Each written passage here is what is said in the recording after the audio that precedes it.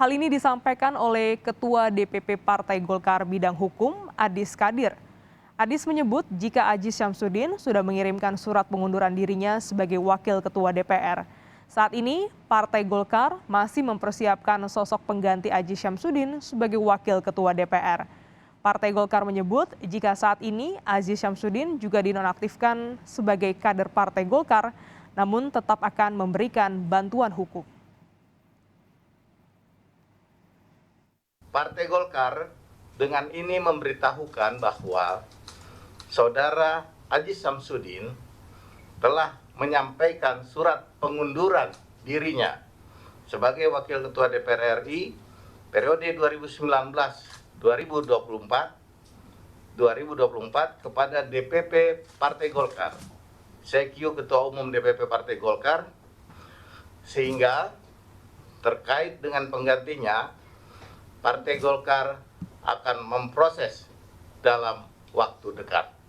Surat pengunduran diri oleh Partai Golkar sesuai dengan anggaran dasar rumah tangga. Kalau sebagai pejabat sesuai dengan MD 3 memang harus ada surat pengunduran diri. Kalau di Golkar kami ada ADRT, tadi sudah saya sampaikan itu, dan ada peraturan organisasi untuk sementara waktu dinonaktifkan.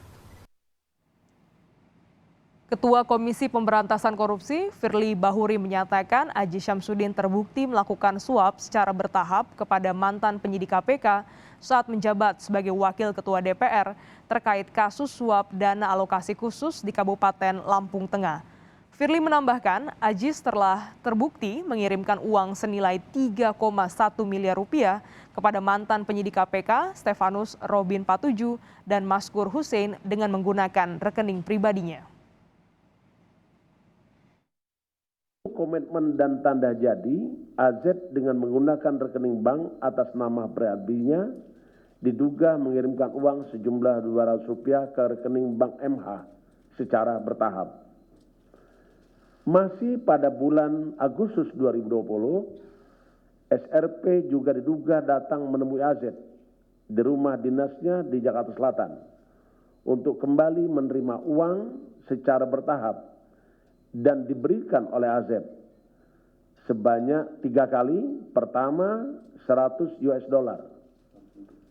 Ulangi, 100.000 US dollar. Kedua 17.600 Singapura dollar. Yang ketiga adalah 140.500 Singapura dollar.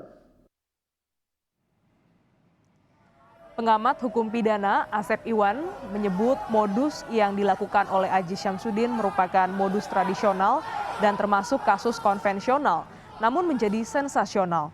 Menurutnya, modus makelar kasus sering terjadi oleh oknum kepala daerah yang bermasalah dengan hukum dan berhubungan dengan oknum penegak hukum. Kasus Aziz Syamsuddin dinilai sensasional bila menjadi makelar karena kasus melibatkan jabatannya sebagai Wakil Ketua DPR dan penyidik KPK. Markus, ya, makelar kasus, ya, yang menimpa oknum-oknum kepala daerah bermasalah secara hukum, kemudian ada oknum penegak hukum, dan itulah makelar yang menghubungkan. Sehingga AS ini menghubungkan, kan ada relasi dengan kepala daerah, ada relasi dengan penegak hukum, ya, oknum-oknum itu bermain. Jadi bermain di situ, ya, pasalnya berapa pasal. Sensasionalnya kenapa? Karena menyangkut satu politisi muda, ya, yang sedang narik karir, ya, karirnya sedang naik daun. Kedua, memang sliding, jadi menarik perhatian publik kan dari beberapa kejadian-kejadian menarik.